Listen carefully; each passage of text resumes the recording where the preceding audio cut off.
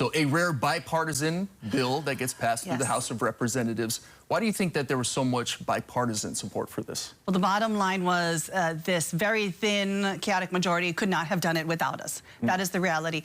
And I would say for every single person across this country, passing this national security, funding was so critical to making sure that we could protect ourselves right here back at home. So this had to be something that was done bipartisanly.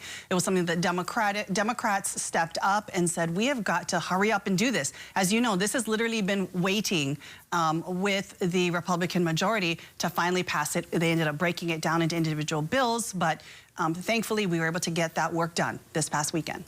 Why do you think it took so long for Speaker Mike Johnson to get to this point?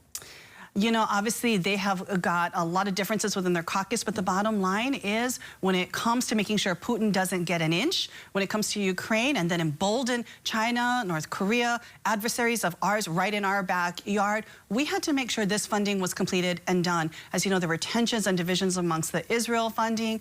I actually did vote against it. It was a very difficult one, given that it included humanitarian aid. But for some of us, it was about also making a strong statement that unconditional aid, given the, just the impact of loss of life that we are seeing in Gaza, the indiscriminate bombing, the fact that hundreds of aid workers have been killed in this war and crisis, was about sending a strong message that the days of unconditional aid could not continue in this theater. But we have to make sure that this funding does get out, and that's what happened this past weekend. Some of the chaos that we've seen in Congress might continue. Some of the hard-right minority is looking to put Speaker Mike Johnson up for a vote to vacate the speakership. Would you be in favor of supporting him due to the fact that he did pass these measures? The first 15 votes I took in Congress was for the speakership vote, and my vote has not changed. Hakeem Jeffries, our minority leader, continues to be my person.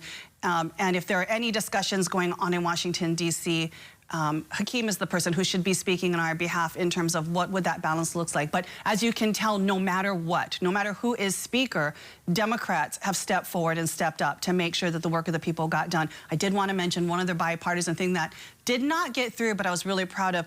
I put forward a bipartisan amendment to this funding package to call for $5 billion to be put to the CDBG-DR, Disaster Recovery Fund, so that we could really be looking at long-term support for places like Maui. That's the one I'm most concerned about. But for other folks across the country, disasters happening every day. And how do we make sure that it's not just about immediate help, but the long-term recovery and support that we need? And so it did not pass, unfortunately, given this majority, but we're going to continue to fight. We did get Republicans signing on to that amendment as well, and we've got to get it done for the people at home, too, and that's always where my focus is. Speaking of Maui, the Attorney General just released the Phase 1 of the Maui wildfire report, finding Maui's mayor and its now former emergency management director turned down help, had intermittent oversight of emergency operations, and used a patchwork communication tool for inconsistent messaging. What did you make of the report? It's always really difficult to, first of all, I will say, read these reports. I think especially for the people of Lahaina and from Maui, those who were there, reliving those moments, that timeline, I would tell you, it was very hard for me to read the reports, to see the videos and the footage and the pictures and whatnot. We have got to make sure that this kind of thing never happens again. And the difficult part is it's in phased approaches that we're getting. This is basically the timeline and information received.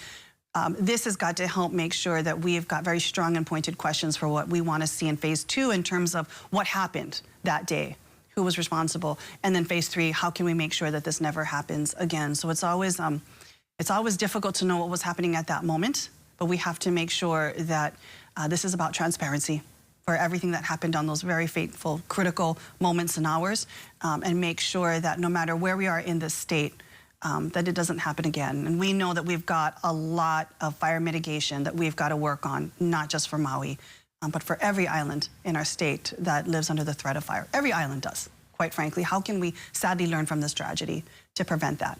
Part of that fire mitigation is HECO is proposing $4 for customers, an increase in ratepayers to cover $23 million per year in fire mitigation costs. Do you feel like they are appropriately using President Biden's infrastructure bill to help also offset those costs?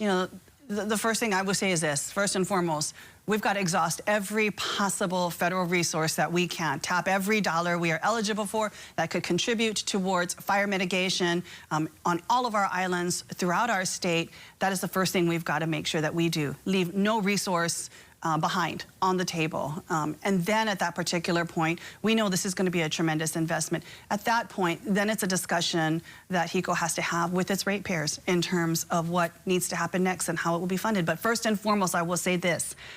Exhaust every possible resource. Make sure we are squeezing it dry. And I'm saying this as a member of Congress.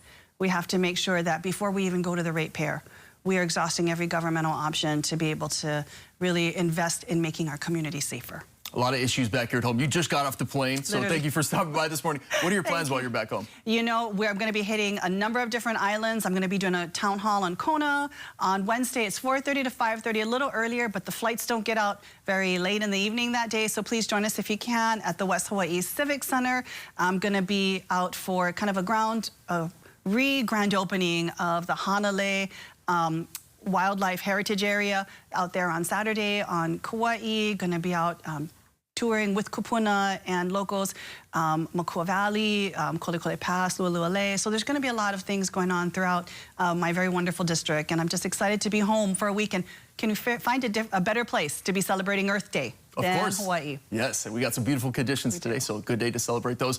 Hope you get past the jet lag, Representative Yes. Tokuda. Thank you so much for joining us this morning. Mahalo.